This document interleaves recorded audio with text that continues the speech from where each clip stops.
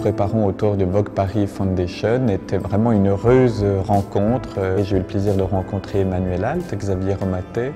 Puis de manière très naturelle, on a imaginé ce que l'on pouvait faire pour améliorer certains aspects du musée. Sur une initiative de Vogue, c'était que les maisons qui participent à cette fondation, elles ont en plus accepté, beaucoup d'entre elles, de donner des vêtements de la collection en cours.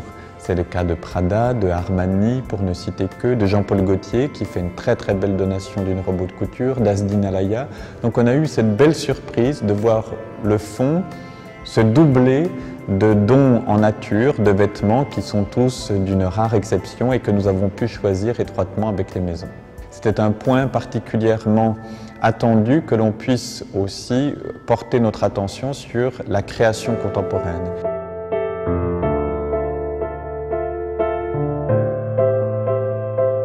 La mode contemporaine, pour moi, c'est très élastique. Ça commence très probablement après les années 60, mais je trouve qu'il y a des créations, et on ne s'en est pas privé, à 2 exemplaires.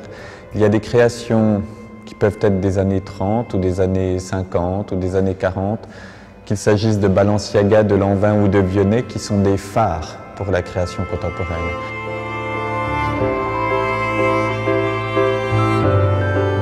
Acquérir des vêtements, c'est très important pour un musée. Nous avons pu, grâce à cette collaboration avec Vogue, acquérir des vêtements par exemple de Iris Van Herpen, de Haider Ackermann. C'était des créateurs très nouveaux dans le paysage de la mode et qui n'étaient pas encore dans le musée. Mais j'essaie de réunir une catégorie d'éléments, de l'identité, une singularité. Il faut que ça soit infiniment représentatif de l'auteur, de son expression. Je veux que le vêtement, on puisse se dire qu'il vient d'une main, d'un auteur, d'un créateur et pas d'une marque.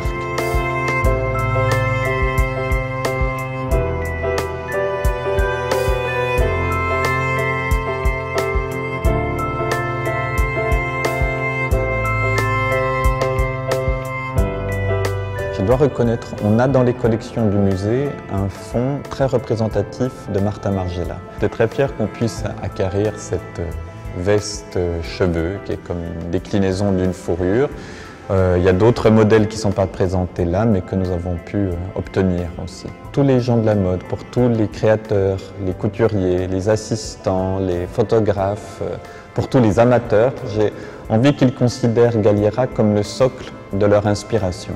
Et que s'ils veulent venir ici, comme on va dans un jardin public, c'est avec bonheur que je m'emploierai à faire naître des arbres qui sont des robes.